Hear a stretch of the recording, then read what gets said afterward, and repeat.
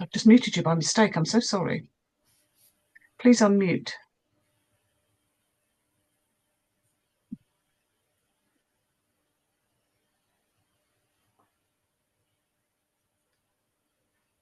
Ruth, I've muted you by mistake. My apologies. Please press your... I was trying to just go through the list of participants and my finger slipped.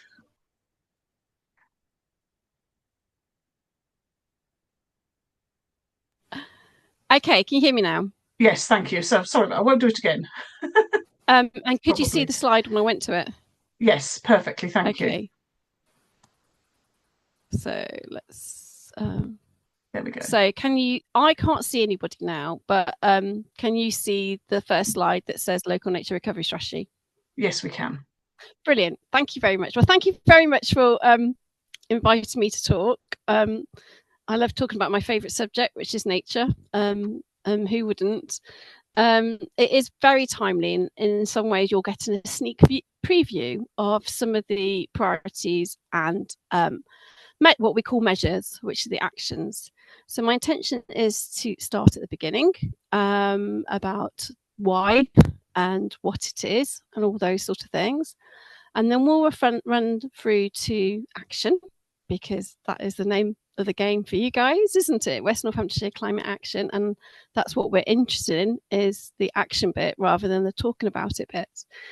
And then I will conclude with the how you can help and be involved, and how you can guide me as well, because it's going to be very much a reciprocal thing. Nature is important to all of us, and the word strategy is a bit boring, isn't it, really? But it's really the starting point for us, when actually probably a lot of people have been very active on nature. So I will begin. Just shout, Jane, if you need me to stop at any point. Yep, will do. And keep an eye on time, because I'm a terrible timekeeper. Okay. I'll try right, first of all, the why. So why is West Northamptonshire Council leading the development of a local nature recovery strategy? Now, I'm quite keen to say we're leading the development. We're not writing it. It's a collaborative process, and you'll see that as we go on. So where does it all begin? Why? Well, it all begins with the fact that a lot of species, almost 1 in 6 species, are at risk of extinction. Even more alarming than that, 1 in 4 species of mammal are at risk of extinction. So actually, in this photo, only 5 of the 7 are classed of risk of extinction. So we're quite used to going to a zoo, maybe, or if you go to them, and you'll see things like critically endangered, and vulnerable.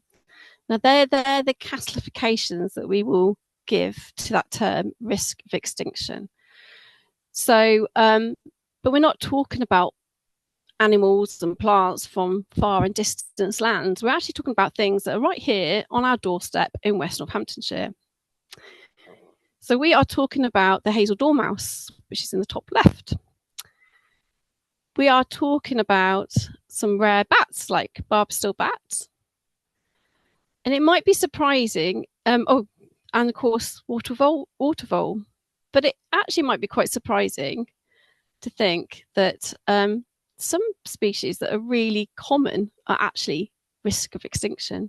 So it's not just about the rarity and our rare species like the hazel dormouse, which is very much struggling on in the ancient woodlands of Yardley and Whittlewood Ridge. It's not about the water vole and all the challenges that it has with clean water and predators and habitat loss. It's actually about our common species as well. So the swifts and the hedgehogs, that their speed of decline is so sharp that they are now put at the risk of extinction list. So the 2 that are not actually classed, they're near threatened, so they're not quite there and they're not doing great, is the small blue butterfly which actually is extinct from West Northamptonshire, but it's very close to the borders, and we hope to get it back, and green veined orchid. So we've come to this point in time when wildlife is a wonderful thing, and we like it near to us and where we live. We know it's important. We know already it's important for our health and well-being. We probably see it from our bugly bushes, from our bird feeders, or the insects that are splattered on our trees, on our cars, that actually insects and species are in decline. They're real observations that we may have seen ourselves. But we're also at a point of time when actually there is understanding and better understanding how important our natural environment and the habitats within it play to our life. So there's a thing called ecosystem services, and it looks at and understands the products we get from our lands, such as food, timber, water. It will look about the regulating processes. So we might think about the trees and the actual process of their trapping toxins, how they cool us in summer, how the flowers provide pollination. And then there's a cultural importance, the aesthetics, the recreation, and the health and well-being. But that's all supported by the function of ecosystems, the little things that go on that we don't see: soil formation, decomposition, photosynthesis. If when we talk about nature, we are talking about what goes on in the soils, not just what's on the surfaces. We're talking about the water and the whole process. So when I started out in conservation, it was very much wildlife's a nicety. It's something that's nice. It's not really important. It's not really going to get funded. It's just, it's not really there. Or if you want to do exercise, do sports. Gardening doesn't count as your health and well-being. But we're at the point now where all these things are recognised. So this is ecosystem services. And I won't linger on these, but the actual value, whether you agree with it or not, there has been worked out a value so that we can actually try and put it into decision making and other processes. So there's a thing called natural capital, and it is the sum of our ecosystems, species, fresh water, land, soils, minerals, our air, and our seas. These are all elements of nature that are either directly or indirectly bring value to people and the country at large. And they do this in many ways, but chiefly by providing us food, clean air, water, wildlife, energy, wood, recreation, and protection from hazards. So we're at the point where we realise wildlife's good for our health, it's good intrinsically, culturally, but also much more than that. Its whole part of habitat's part of a wider, integrated, complex system that provides us so much more. So the Environment Act came in 2021, and within that it made a 25-year plan. And as part of that, it set out quite a few tools to achieve the goals I've listed there, and I will read through them. And one of those tools is the local nature recovery strategy. There's other tools in there like biodiversity net gain and ELMS, which are the environmental land management systems. And so in this was really sort of groundbreaking in the time. So it sets out several goals, and these are important because it's not just about wildlife. So we've got clean air, clean and plentiful water, thriving plants and wildlife, the reduced harm to from environmental hazards like flooding and droughts, using resources more sustainably, and our beauty, heritage and engagement. And then in addition to those, it's got about mitigation, adapting to climate change, minimising waste, managing exposure to chemicals, and enhancing biosecurity. So of course, I'm going to focus on number 3, thriving plants and wildlife. But you need to take note of clean air, the water provision, and harm from flooding and droughts, as well as the health and beauty stuff. So I will have pretty pictures again in a minute, but we're all text for the moment.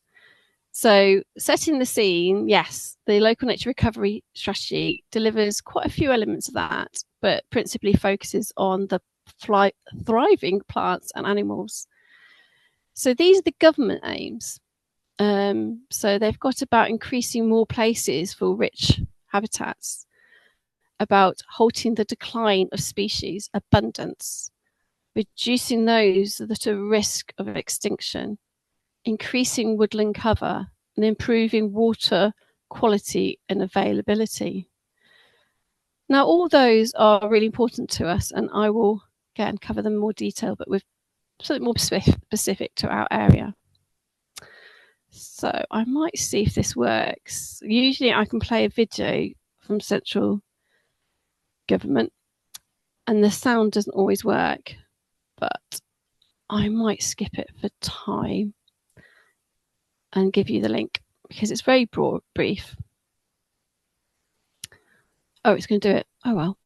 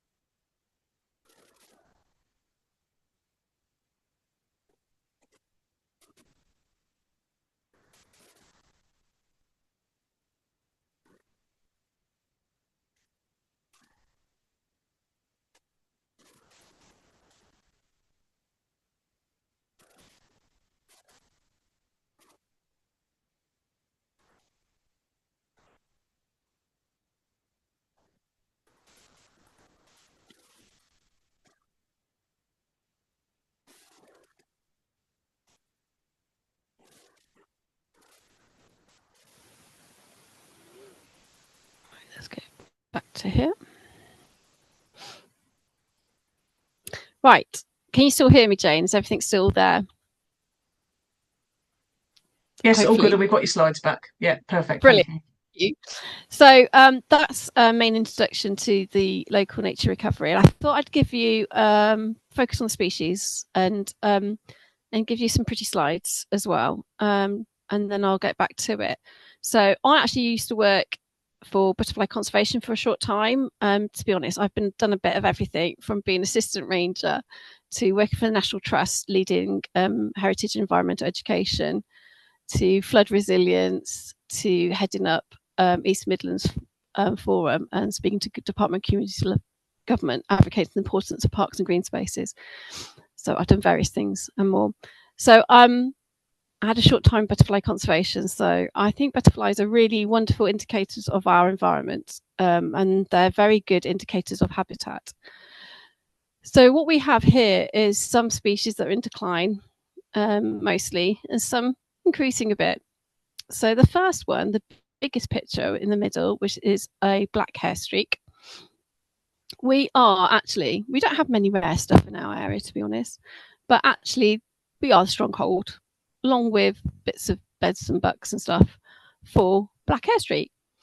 And they rely on the blackthorn and older blackthorn, well-established blackthorn along rides within woodlands. So like all the rarities, they're quite specific habitat. They can be quite difficult and tricky in terms of years, but they're actually doing quite well. But they are a species that has been actively conserved. On the top left is the very elusive brown hair streak, and that has just come over the border from Oxfordshire and has now returned to West Northamptonshire, or Northamptonshire as a whole, since its last residence here for 100 years. So it's just returned to us. Again, it's a blackthorn hedge and woodland ride species, but it likes younger, more recent blackthorn. Then we have top right. It's not a cabbage white. It's not even a large white. It is a wood white. I don't know if you've heard of those, but again, a very rare butterfly and has a stronghold in Northamptonshire. It has a few other strongholds across the Midlands. It likes woodland rides, but it likes the fetches on rides that are only cut in about 1 in 3 cycles. And it's very awkward. It won't go around corners that are shrubby. And then we have grizzle skipper, one of my favourites. And on here, it feeds on wild strawberries, it's larval plant, and it's very much reliant on what's a habitat called open mosaic habitat. Now, this used to be never common, but it was around in West Northamptonshire. We had it on the Brampton Valley Way. We had it at Salsey Forest. It now, from about 10 sites, 15, 20 years ago, we've got it on 1 site. So it's in major decline. 1 site left in our West Northamptonshire. It's doing well in elsewhere. It's not doing well elsewhere, actually, but it is elsewhere. So I won't do charts and things too much, but it's just to emphasize that they're all different and they all have their challenges, and just to highlight that. So grizzle skipper is shown as increasing. Well, actually, it's not. It is in Northamptonshire, not in West Northamptonshire. It's found more in Rockland Forest and the areas there. Black hairstreak can go up and down like a rocket, very temperamental, but is currently increasing. Again, that one is actually conserved for. And then wood white, again, lots of conservation work. A lot of it's come to end of its funding. So that's going to be interesting to see what happens. And it's stabilised. So as we said, let's get back to the local nature recovery strategy. West Northamptonshire Council was appointed what's legally known as a responsible authority. So our role is to lead the development of the strategy.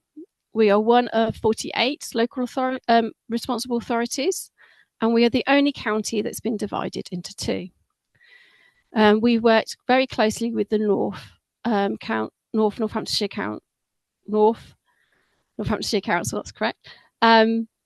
Very closely with them doing the development, because obviously we share quite a few stakeholders. So what is the local nature recovery strategy?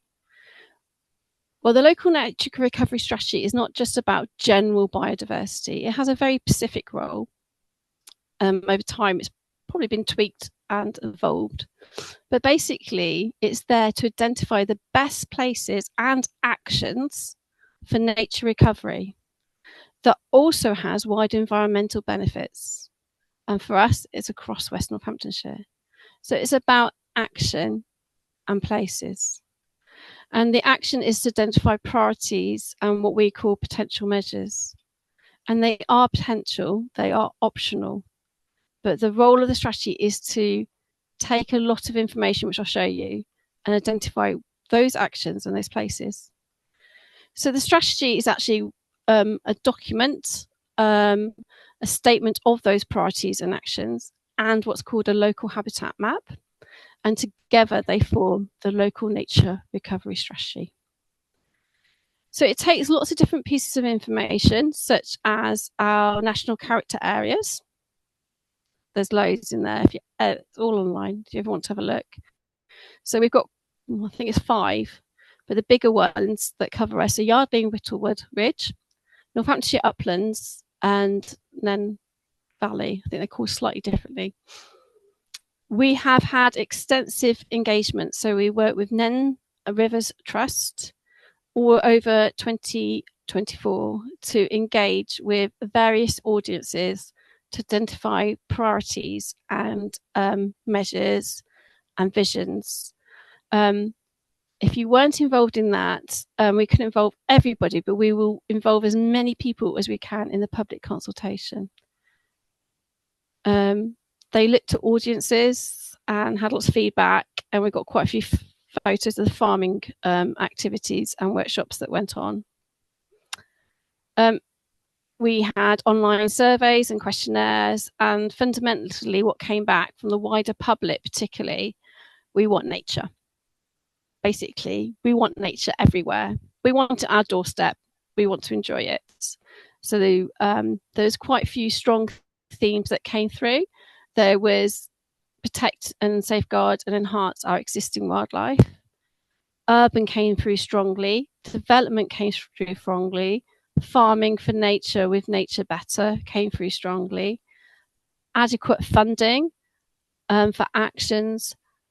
Some concerns over climate change and how that affects things. Obviously, the habitats themselves, there was quite a few key messages, and we've grouped them all together, and they have influenced the priorities along with a lot more detail. So during developing the strategy, which is a long process, we look at lots of different information. So we take what people's inputs were, but we also look at the data and the GIS and the information. So there's been created for us, the 48 authorities, a local nature recovery data viewer that houses loads of data. Not all of it's relevant, because obviously you've got lots of coastal information that's not relevant to us. And it makes it available so we can analyse it and use it. We also looked at the habitats that we've got. So these are all habitats that, it's not the best image, I'm afraid, but we will look at what we've got now. And that forms the first layer of the local habitat map, which really attractively is called APIB, which is areas of importance for biodiversity. So they will be our ancient woodlands, our irreplaceable habitats, which is lowland fen or any peaty soils, ancient and veteran trees, ancient woodlands, I think I've said. It will be our national designated sites. So that's our special protection areas and our SSSIs. And then it'll be the local designated sites, which is the local nature reserves and the local wildlife sites. This map includes priority habitats as well. And from this, we actually concluded we're actually got the lowest amount of wildlife anywhere in the country. Besides England itself being one of the most depleted countries in the world. And what we do have is a lot of very small isolated sites. So the bigger patches you will see will be the ancient woodlands down the south of Yardley and Woodward. And then we've got in the middle around Northampton is the grazing marshes of then washlands. And obviously the bigger blobs at the north are the big reservoirs. And you can probably make out some lovely disused railways like Brampton Valley Way, and then the canals and things. So government asked us to draw up these priorities, but they need to reflect our local communities and our local geology and our local place. So like I say, we've been doing a lot of data gathering and asking people. So we need to reflect what we have. So what's unique about our areas in Northamptonshire uplands? It actually is the start of a number of rivers, including the Avon, the Nen, and various others. We have lots of reservoirs, which all have some form of designation. That area is important for its hedgerows and grazing, or was formerly. We have the Nen Valley. I know this seems an odd map, but this is how it's not strictly the catchment. And a lot of industrial centres and other things, but really important for the grazing washlands and the old meadows, which a lot are lost for gravel extraction, which creates a new habitat in itself. And then our ancient woodlands down the south in England, and near Brackley, some wonderful limestone calcareous grassland. But that map for me also, I wanted in that map to make sure we put in our towns and our cities and the canals and the disused railways, because we are the heart of England. And that's an important contextual information about the pressures and demands. So these are the different steps we have to go through to produce the strategy. We have now drafted it, and it sits with government, and I am having a DEFRA for the second time, a DEFRA panel meeting on Monday. So the first draft had to be rewritten, not because the content was wrong, but they just wanted it to flow better for the reader, which has taken a lot of extra work. So as I said, we had to do step one, is look at what wildlife we have, the nature reserves. And then we don't do step 2 until the second iteration. But step 3 is describe the strategy area, really understand our strategy area, the uniqueness of it, and the opportunities and pressures. Then draw those priorities and potential measures, again with that engagement involved. And then map the areas that could become important. So these are what we call the measures. So it's both the local habitat map and the statements that come together. So we've done all that. And we've got now 14 priorities, 113 measures, and of those 113 measures, 26 are mapped. And we look at species. So we worked with Northamptonshire Biological Records Centre. So they had a long list of over thousands, and it got reduced down to this 57, which is actually about 40 if you group them together into assemblages. So the timescale of where we are now, it's taken us a lot longer than we thought. So this is the first time that this strategy has been written across the country.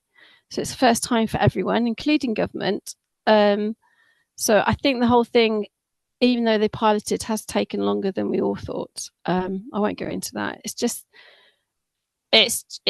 the defining of the measures, making sure those measures are mappable, making sure the strategy communicates well. It's a very complex subject that has to actually just draw down and simplify into a few measures whilst taking everything on board. And I think to do that and then put it in a language that everyone understands, that's been quite a challenge. But we're currently look to go to public consultation probably towards the end of August, mid to end of August. Then we'll get everybody's feedback in. We'll revise the strategy, and then again it goes to government to be passed. So at the moment we're at the stage where we've got to be approved before we can go to public consultation. And again, we'll have to go for approval before we go to full council for publishing. But we're hopeful it will be December, and if it's not December, it will be January. So you'll want to see some of the priorities and some of the measures. I'm actually just thinking I haven't put that many priorities down. I'll put 1 or 2.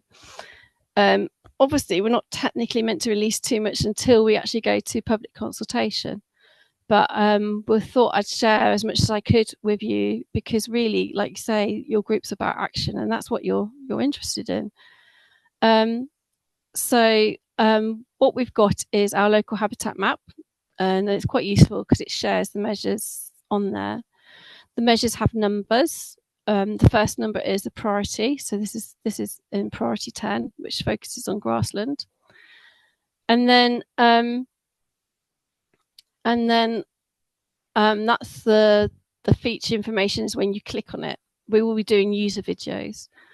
So all the 26 measures are grouped together into the 5 habitats, which is farming, urban, wetland, grassland, and woodland. Within the panel on the right, you'll be able to click down and then see the individual measures. You'll be able to see a shortened version of the measure, the colour that it is, and click the information on and off. So obviously, grassland is one of our rarer habitats. It did feature quite heavily in our county when we had small mixed farming. Obviously, intensification of farming and the changes to more arable has had impacts on the grassland species, so that we are very low on those, but they used to be one of our sort of key features. We have wetland measures. Again, it will do the drop down arrow, and you have the measures on the right. It will have lots of different colours. I would like the wetlands all to be shades of blue, but I'm told I'm not allowed to do that because of helping people who've only got colour blindness to see the contrasts. So you would click, say, on the yellow, or we've clicked for this one, expand and connect and create wetland habitats. I clicked on the orange, ready orange. So this is about creating new wetlands. And I've also linked it to the species that it will support and those wider environmental benefits. some measures, I've really honed in on those wider environmental benefits. So this measure is about creating new woodlands, because we need new woodlands. We've got basically, we haven't got many nature reserves or wildlife areas. So principally, we use the Lawton principles to manage what we have. So the first one is better. So those few sites that we do have, we need to manage them better. Then if we can, we need to make sites bigger, particularly big sites bigger. They are more resilient to climate change, more resilient to pressures, and they can hold more species abundancy and bigger populations. Then we create more joined up landscapes. So there's your hedgerows, your canals, your road verges, so that species can move through the landscape. And then we also just create more. So I've used the wide environmental benefits to create more habitat. And then we also look at pressures and reducing pressures. So there'll be quite a few measures about that too. There's a measure in farming about the wider countryside, because where we make our landscape less hostile will help preserve some of our smaller wildlife sites that are isolated. So this measure is about the moor and creating new woodlands, but this time in key locations that will slow the flow, slow the movement of water, and so contributing to reducing flood risk by holding it in the landscape for longer. So this measure really focuses actually on the best locations, as well the places that are at risk. So we've actually combined quite a few different databases to provide us with this. And again, I've used the wide environmental benefits to create more. So this measure looks at the urban area. So it's looking at where we can improve air quality. So again, action.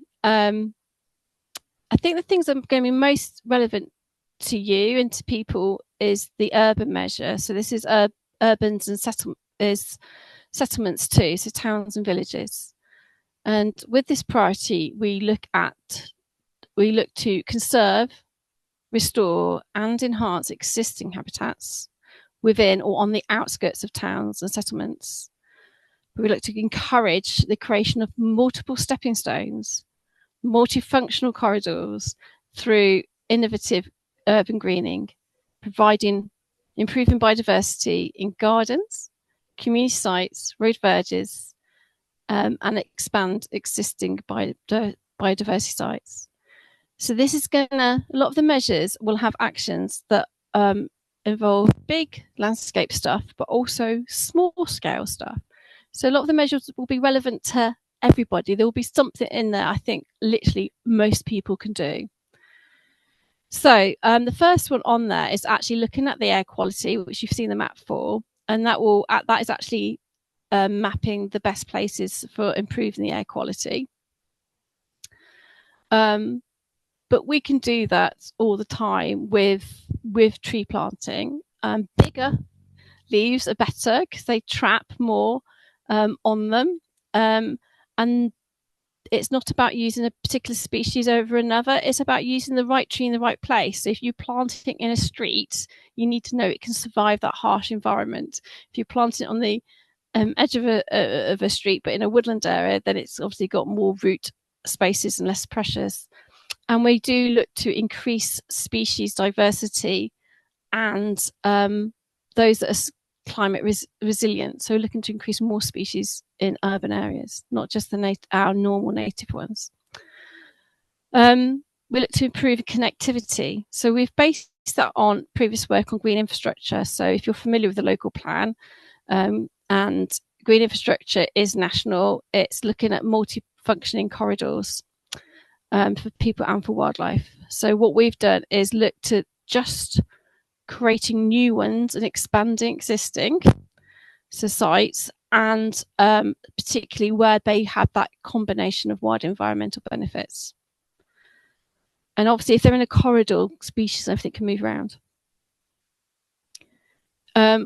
We look to encourage communities and businesses to do what they can in their own spaces to conserve, enhance, and restore habitats and species. So it could be having swift and backed boxes. It could be letting the grass grow long. It all helps. Especially bringing those multi-benefits of bringing nature close to people and that health and well-being. We've got conserve, restore, enhance, and increase biodiversity in our parks and public green spaces. So obviously that's something for us as a council to look to action, but also parish councils and others too. I won't run through all of them, but I'll just, just briefly sort of say, there's one on churchyards, but the importance of planting native, but also pollination all year round. We look at sustainable urban drainage, because what you have is, with this changing climate, we have these very sudden downpours, and that creates localized flooding. So if we can store water in water gardens, swales, ponds, or semi-filled ponds, balancing pools, that really, really helps. So I've got a measure about using that and integrating it and retrofitting it as well into an existing landscape. Because what happens is all those pollutants from the highway actually pollute our rivers, like the Nen. So you're creating habitats, but you're also reducing the pressures and pollutions on some of the others. And it's really important to look at urban greening. So this one's about, the last one is about people, and actually acknowledging that not everybody has access to green space. We've got vast areas of terraced houses. And nature needs that stepping stone, whether it's a window box or a green wall, through the landscape to get from one area to another. We've got very historical areas that are probably quite hostile to hostile terrain to get through. So we've used this principle, which is the Launton report, Making Space for Nature. It's 2010. And then what we do is we use the better, bigger, joined up, and more, and reducing pressure. But if you look at how you're going to increase nature and help nature and nature recovery in your area, it might be the first stop is to look at our strategy and then the map. But it might be well, my area's not mapped. But yes, there is things about hedgerow creation or gap filling. I can do those. But if you want to take an area or community look, I really recommend using this principle. We'd like to produce a community tool, and it will probably be based around this, because the first point is to look at what you've got and safeguard that and make it better through management.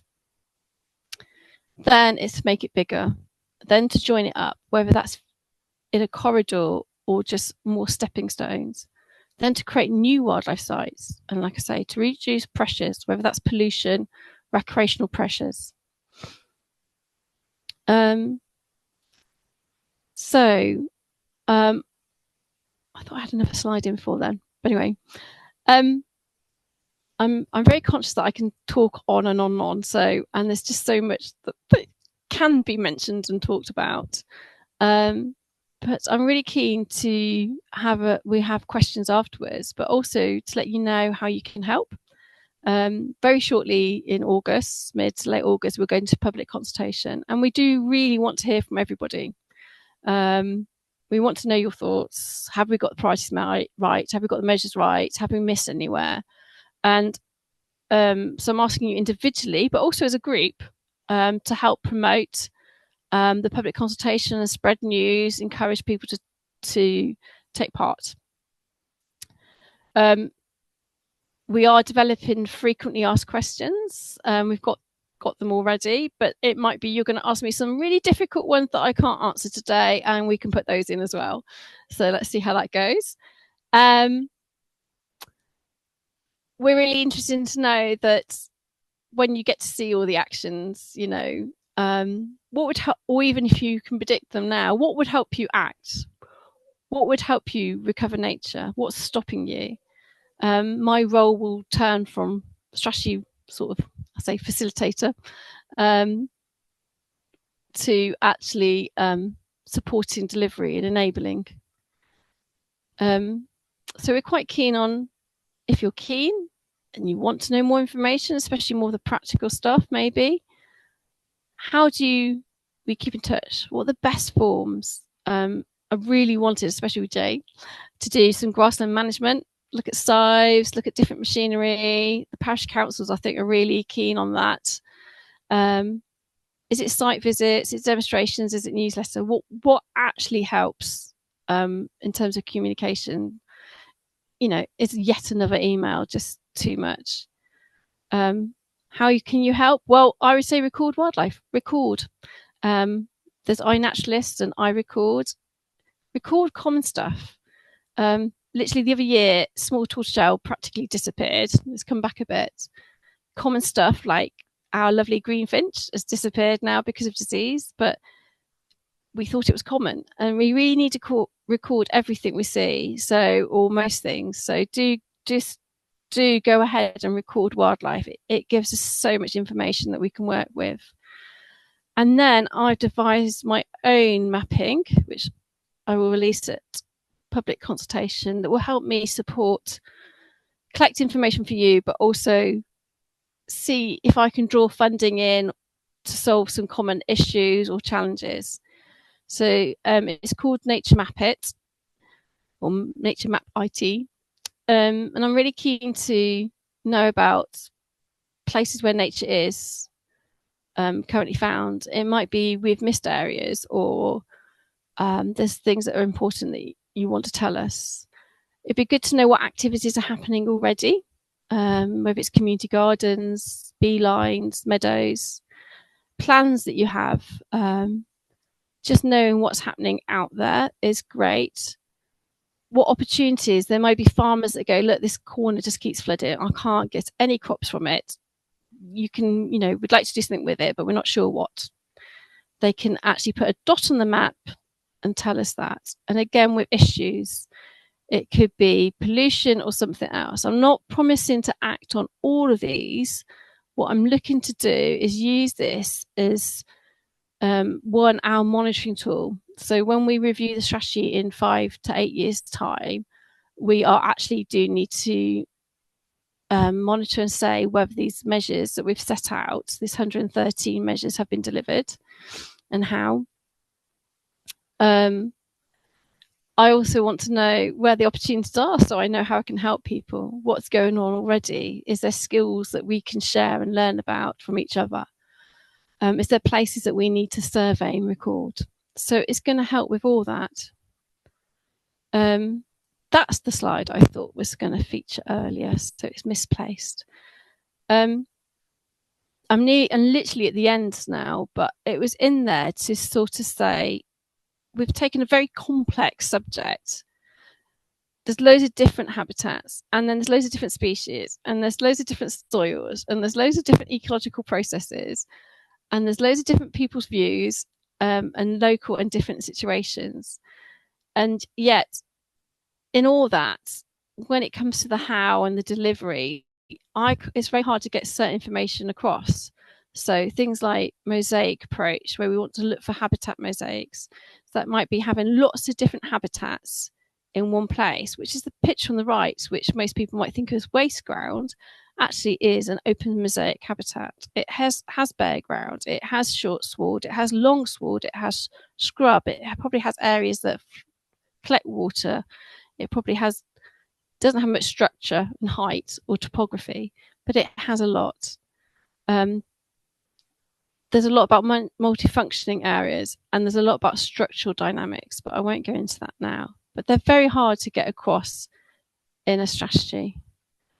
I think I'll stop sharing and hope you're all still there and followed me along on my talk, and see if you've got some hopefully nice and not too challenging questions for me.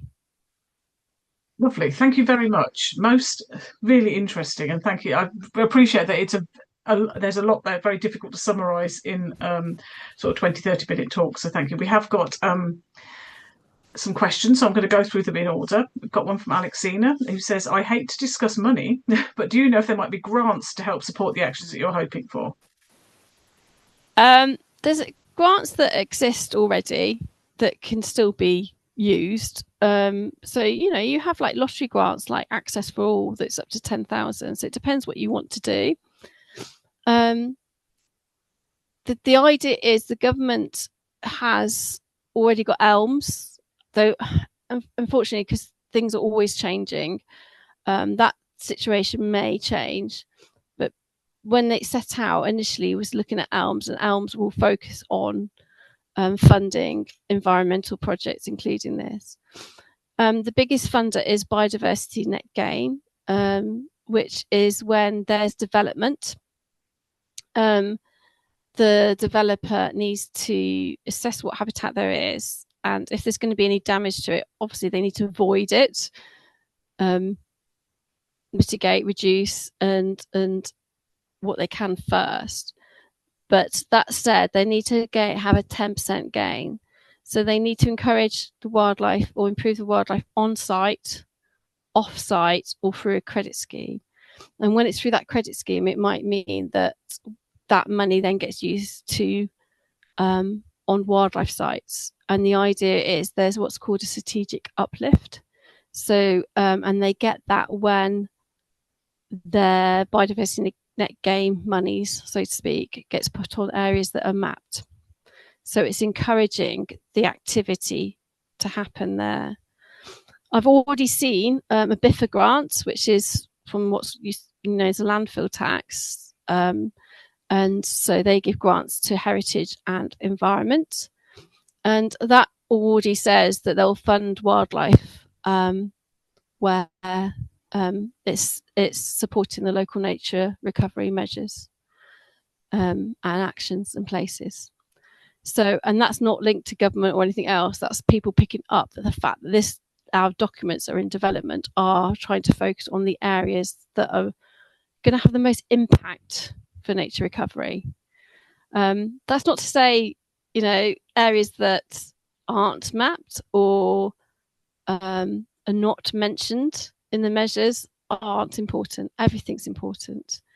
But the point of the strategy is to say where the most impactful places are.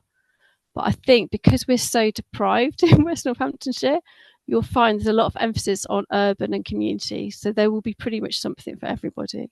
So money-wise, yes, that's always the challenge. We're encouraged to look at green initiatives, and there's a lot of different research out there in green finance, so looking at the commercial sector and grouping in, and there's a few initiatives out there now, but it's all early days in development and an ever-changing area and lots of competition. So I guess when it comes back to your point, one of your points at the end around communication, this is something which will be useful to communicate with people, won't it? If somebody, whether it's you or someone else, is aware of a new source of grant funding, it's something that definitely can be shared. Yeah. We're going to move on because we've got a couple of other questions, so we'll try and get to as many as we can. So Teresa has asked, it'll be good to understand what wildlife is threatened in the local area to know how to increase numbers to help with priorities. And from the sort of the little piece that you covered around butterflies, it's clear that certain creatures are particularly fussy about what they want. But I guess there's things that we can do in a sort of a wider context that will help lots of different things. It's really hard because I think we've discussed this before when we had the climate summit, and that's what I talked about was one, recording wildlife and knowing what's in your patch. And there is some tools you can use, and I think it might be easy for today just to say, I'm sure Jane can share the slides and information from that day on that. So there is some websites and other places to find what you've got in your patch. I think one of the principles to remember is that think of the food chain. I mean, what we've got is very I've divided it by habitat, and there is species by habitat. So you'll see that by strategy. So if you look at the urban area, you'll have the swifts and the hedgehogs, and you'll have their very common species that are in decline. So it is about looking after the soils, it's looking after the plants, and it's looking after the insects. when we've got a good lot of insects, that is going to feed things further up the chain. Yeah. It is the birds that are seed eaters in the farmland that are struggling. So it's putting that diversity. This is why I want to put the mosaics and stuff in. It's about having as much, unless you've got a rare habitat, it's about putting that as much dynamics and back into your landscape, whether it be a park or garden, different, not just habitats, but conditions like wet, cold, dry, shady side. Just having that a dynamic, different structured landscape, that all helps. It feeds, everything else at the food chain. And it seems really simple, but it's key. Thank you. That's very helpful. I understand. It's you have to think in terms of whole ecosystems, don't you? And Teresa also says that she's just volunteered for the NCALC Climate and Nature Champion Scheme for the Parish Council. I just want to add here that this is something that all parish councils have been asked to nominate a climate and nature champion. So if you are in contact with your parish council, please do contact them and ask who their champion is, and if they haven't got one, encourage them to get one, because I think this could be something that could be really important and tie really well into delivery of the local nature recovery strategy. That's just a sort of an aside. So next question is from Jane, who asks about whether you can envisage links to the arts, storytelling, poets, artists, thinking of children but other ages too. Yeah, wouldn't that be great? And that came out really strongly on the stakeholder, is that communication, education, we're so disconnected, and there's so many beautiful histories like Saucy Forest, so many tons of the woodland was there for the Fire of London, and I've already talked to the museum. It's amazing some of the linkages and how we were like such at the centre of shoemaking, but also because we had those amazing meadows with the cows grazing on them and such brilliant, the oak forest, our whole landscape so intricately linked to our history as well. And I think at the moment it's too soon for me, but if anybody wants to run ahead and use their talents, then go for it. I think we're all it's going to be many hands on deck. I think it's something we'd like to do, but it's on a long list at the moment. Yeah, no, I totally agree. I think it's absolutely a good way to get people interested, isn't it, to do the storytelling. A question from Rupert. West Northamptonshire Council and councils, I'm guessing that means town and parish councils, do not own or control much land. How do you communicate with farmers, other landowners, golf courses? What about householders who don't like trees dropping sticky stuff on their cars? Oh, I know. There's going to be some audiences that are going to be hard to convince, and I think we've got to work principally with the people that we can in a positive way as much as possible. So literally even back in March 24, farmers were engaged in engagement activities. No, actually 23, March 23.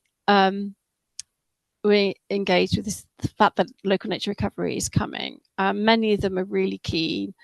We involved in our workshops in 24 National Farming Unions union reps, and they still come to our local nature partnership meeting as well. Country Land Association, young farmers. So, and there's some forest cluster groups. There's also an environmental group, and I'm in touch with the chair of that. So we do have a lot of contacts and networks with that. Some quite good examples where people will give site visits and we can share learning. So we've got quite a few good networks that we can use and work with, and people have been really quite positive. I mean, there's going to be some that obviously don't want to, and that's fine. It's their land. If we map somewhere and they absolutely don't want to do it, they don't have to. But we've done our duty of mapping where the benefits, when the best beneficial places are.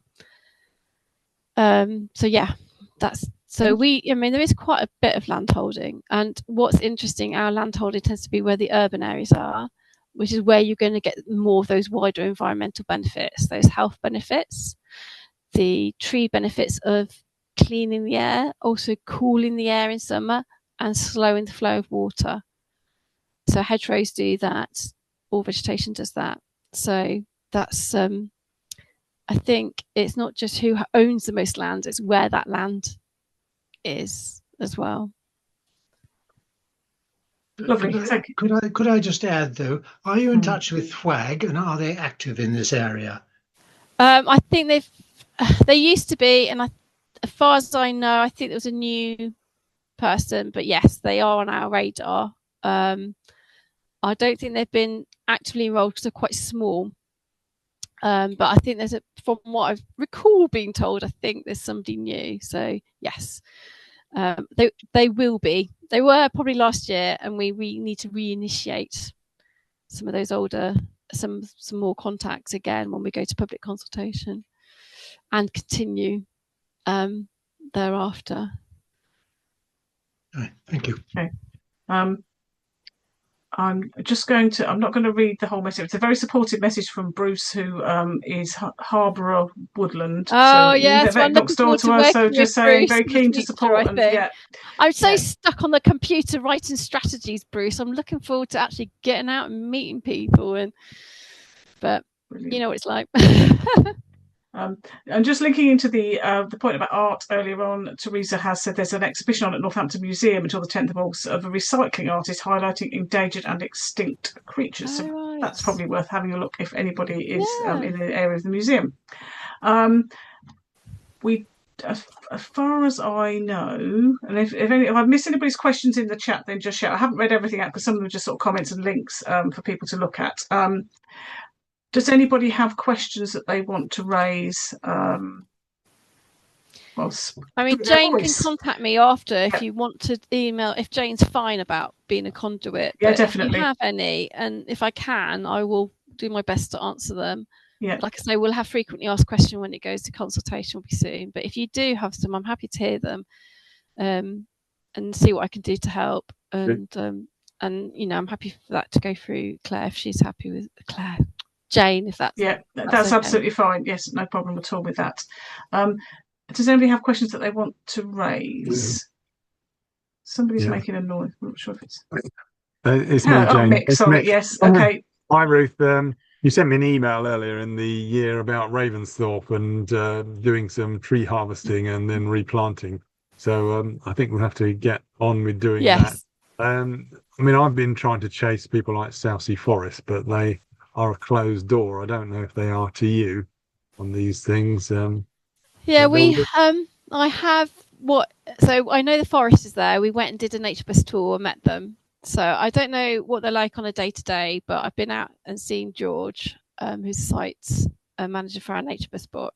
And we have, over a bigger area, worked with the Forestry Commission, who have a dedicated nature recovery person. So we can get in touch with people if we need to, but they've worked really well with butterfly conservation on that wood white and other stuff. So if I can help make people meet and facilitate that, then not make people, but put people in touch with each other, then that would be good. I'm happy to try and help with that. And also when we're harvesting trees, it's finding places for them to go in Northamptonshire. You've got lots of little green dots where you say you want trees and down riverbanks and things like that. Do you envisage there being some community spots where people can just come along and plant trees? I know it might be against your principles because you might not be the trees you want, but I think it depends on the landowner. And I'm afraid I'm of you've got to know the land before you plant, not just the permission, but I've seen a lot of damage done to grasslands by tree planting in the wrong area. So I think it's just knowing that you're not damaging another habitat. So what we need is something to be biodiversity positive in the sense, and I think that's quite hard to do.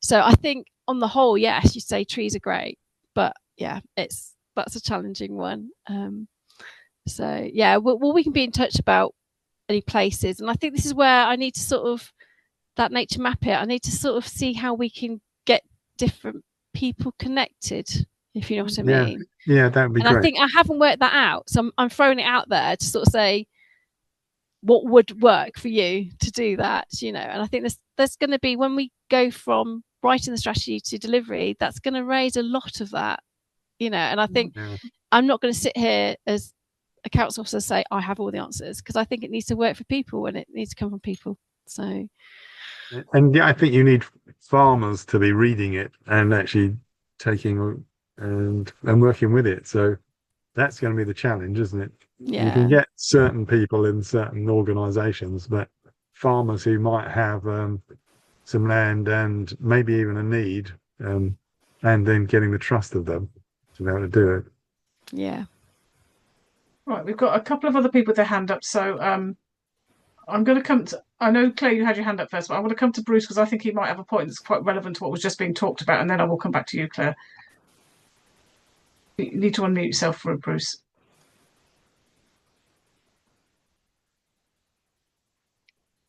You're on mute still, Bruce. Okay, there we go. Sorry about that. Yeah, just to say, we've been planting trees in Great Oxenden with an agroforestry project, and we've got five large area natural flood management schemes on the go at the moment in West Northants, working up the Jordan Valley, going up to Braybrook and beyond. So, and the key thing we're doing is using community groups, because farmers are part of the local community, through friends of friends, to find opportunities where you can build trust and create, because a lot of the landowners have no trust with government agencies at all, because of problems over donkey's years. So, if you can do it through friends of friends, you can build trust. And obviously we're working very closely with Mick as well, with the Northamptonshire Woodlands Community Volunteers Group, to get this going, because there's opportunities in Clipston. I can't find anybody interested in helping Clipston and Naseby on the farm there. So anyway, lots of opportunities. So looking forward to your draft. Thanks, Bruce. Claire.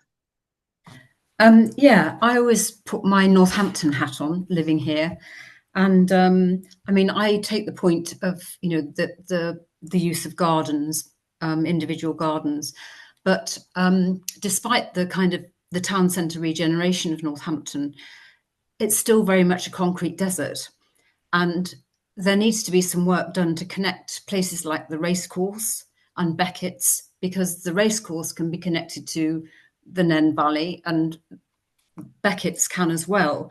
I mean, they're both individually not as diverse as they could be. So the idea of doing a mosaic arrangement of different habitats there would need West Northants Council permission, ID Verdi, Keir. I mean, as you know, I don't know what contact you've had with these large corporations, but it seems that there are more hurdles when it comes to sort of bigger projects within towns, which are going to be increasingly important because of climate change.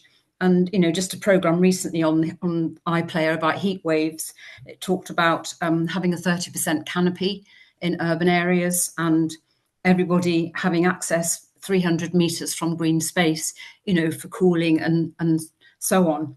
So there are kind of other reasons why we have to increase biodiversity in town centres. So once it's published in December, do you have a strategy to kind of reach out to those companies and business environments and so on? Yeah, so I'm looking to form some sort of almost like working groups, but that's not just to go, but to actually form that plan, not just me going, this is the plan, to like go, this is the challenge, these are the barriers, these are the opportunities. How's the best way we go about it? Because there's probably lots of opportunities, and I think it's going to take all of us to use our different relationships and contacts. So in terms of the council, there is going to be a grounds maintenance review. I've stuck my oar in that. I'm very gladly, I could dip in and out of it, but I'm being listened to. So I'm really pleased about that. How much hopefully things will come to action, but we are looking at that. The parks are going to have to look at the biodiversity as part of their management plan. So the next step is, as a council, we have a biodiversity duty to conserve and enhance our priority habitats and species. So that's not something that's been done. So I will be doing that and then looking to make sure that's integrated into their management plans. And so yeah, it's there, and I haven't met Regeneration, and I will make myself known to them. And I'm quite good at sticking my my head into places and smile at people and go, "Did you know this?" and get them on board. So, and I will be a bit of a pest at times as well. So yeah, I've got a few good ears, but the council is a bit. Yeah, I think nature is on the agenda. It's part of the journey, isn't it? So we'll get there. Thank you. Just conscious of time, so I'm gonna. Jonathan's got his hand up, and I think that'll probably be the last question we're able to take. So please go ahead, Jonathan. Thank you. Hi, Ruth. How are you? Just a comment back to Bruce. Clipston used to be in my ward, Bruce, before the boundary changes.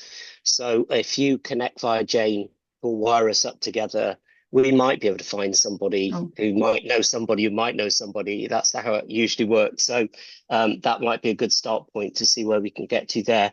And Ruth, the question, which sort of links to Bruce's comment, really. Obviously, we've got various other strategies in existence, and some of those not now, but let's not go down that rabbit hole tonight. But we do have a park strategy, which went to Cabinet last night. And one of the suggestions in there is, in fact, a Naseby country park. So again, I think that's quite a long way down track and probably not a lot of work done on that so far. But that strikes me that there is an opportunity there, certainly for canopy cover. And that links to the other strategy, of course, which is the tree strategy, which has got a very specific objective to move from, I think, 9% to 20% canopy cover. So it's just to flag or say, how are we making sure that all of these things stay wired together? So both of them sort of were ahead of the LNRS. This strategy is actually legal in the sense that it is our duty for the council. Whereas the other two are desirable, obviously, and part of the important operation of council duties. So the tree strategy is more broad, isn't it? And the objectives of the tree cover aligns anyway. And actually, when you calculate the percentage cover of trees that I've allocated on the map, it more than surpasses their projections, which is up to 2045 strategy. So we've got a new tree strategy officer called Adam Barrett. He started last week. So I work in the same office with him. So I'm very much looking forward to engaging him. So trees are on my agenda to increase cover and for biodiversity reasons, and which can be timber. It can be, things are multi-purpose. Things are not binary. You don't do nature or farming. You don't do nature or development. They can be maximized to benefit both. So yeah, and the park strategy was done before my time. I didn't have time to really look and delve into it enough. I've got on our strategy about creating new parks and expanding existing. I won't necessarily dictate. It doesn't dictate where. But what I am really interested in the park strategy is the linear. And Naseby, yeah, so. I think that's more a historical link. Actually, the disused railways are really, really key. They really are important. They're amazing open mosaic habitats and corridors. So obviously we've got the Brampton Valley Way, which needs real enhancement and proper machinery on it to do a proper job.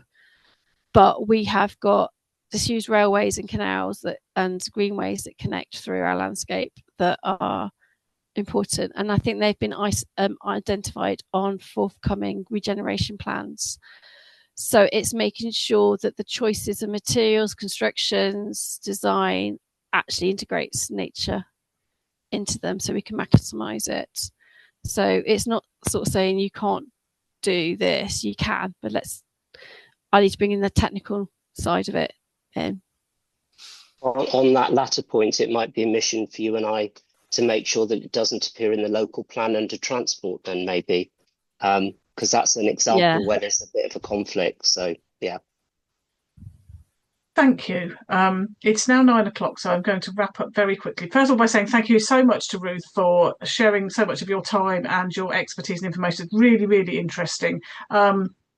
Obviously, we'll be keeping an eye out to see when the consultation comes up, so we'll be sharing that through emails and so on. So you will. So if you've not plugged into when West Northamptonshire puts consultations out, then keep an eye on us, and we'll tell you. Please do take the time to feed into it, as Ruth has asked. We will be sending out minutes, and the meeting recording will be available on YouTube as normal. And just a couple of very little housekeeping points from me before I let you all go for a cup of cocoa or whatever you have at this time of night. Which is that we don't have a meeting in August. Everybody has a well-deserved break.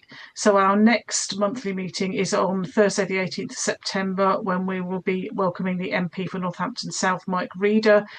Further details on what exactly he's going to be speaking about. Ahead of that, we're also planning a face-to-face get-together. Some of you have already been to those in the past. We normally have these downstairs in the cafe at the museum, really informal, but just a chance to get together, talk to people, meet, and just have a chat with like-minded people. They're normally very pleasant, sociable occasions, and that is on Saturday, the 13th of September. Again, there'll be more details out, and it will also be on the meeting notes when I send them out. I don't have anything else to add. It's been lovely to see so many people. Thanks so much.